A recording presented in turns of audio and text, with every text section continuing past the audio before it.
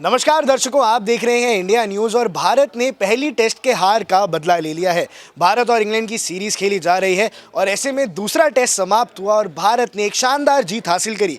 इस जीत के बड़े हीरोज रहे यशस्वी जायसवाल और भारत के यंग बल्लेबाज शुभमन गिल। इन दोनों ही युवा बल्लेबाजों ने कमाल की बल्लेबाजी करके दिखाई। यशस्वी जायसवाल ने लगाया एक दोहरा शतक, शुभमन गिल ने लगाया एक शतक और अंततः कहानी ये बनी कि भारत ये टेस्ट मैच जीत चुकी है।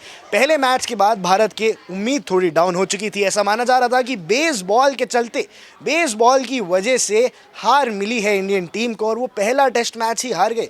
तभी ऐसे में रोहित शर्मा पे लांछन भी लगने लगा। आपको मैं एक फैक्ट बता देता हूँ, पिछले 3 सालों में जब विराट कोहली कप्तान थे वो सिर्फ 2 होम टेस्ट हारे थे और पिछले 3 टेस्ट मैचेस में से 2 टेस्ट मैच घर पे रोहित शर्मा ने हारे। तो ये कंपैरिजन ड्रॉ होने लगा। लोग विराट कोहली को मिस करते हुए पाए गए और उन्होंने देखा कि विराट कोहली की जो कैप्टेंसी थी वो बहुत शानदार थी और उनको अननेसेसरी क्रिटिसिज्म मिल रहा था, लेकिन अब उनकी कमी खल रही थी। लेकिन दूसरे टेस्ट मैच में वापसी कर ली है। पहले बात करेंगे यशस्वी जायसवाल की।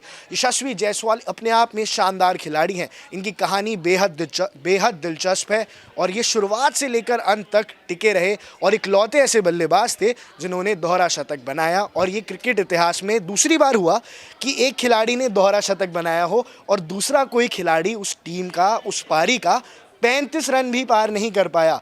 तो यशस्वी जायसवाल ने पहली पारी में जो शानदार रन बनाए, इसी के चलते भारत को एक बड़ी लीड मिली थी। हालांकि जब तीसरी पारी आई, जब भारत की दूसरी बार बल्लेबाजी आई, तो भी भारत के बल्लेबाज डहते दिखे। शुभमन गिल इकलौते ऐसे बल्लेबाज थे जो खड़े रहे, जिन्होंने एक शतक जड़ा।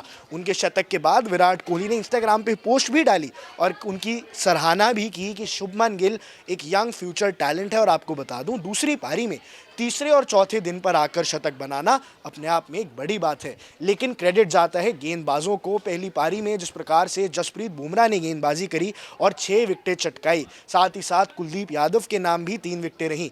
लेकिन हमें क्रेडिट से देना नहीं भूलना नहीं चाहिए अक्षर पटेल को। अक्षर पटेल एक ऐसे गेंदबाज हैं जो मंजी हुई गेंदबाजी करते हैं। उन्होंने बिल्कुल भी रूम नहीं दिया। हालांकि ज़्यादा विकेट्स वो नहीं चटका पाए, उनका जो विकेट्स का कॉलम है वहाँ इतने बड़े नंबर्स नहीं है, लेकिन उनका इम्पैक्ट बहुत बड़ा रहा है।